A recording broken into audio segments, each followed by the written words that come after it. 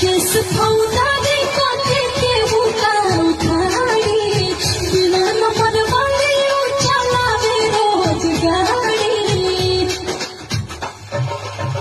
किस फौदारी काटे के बुका उठाड़ी बिना नंबर वाली चलावे रोज गाड़ी।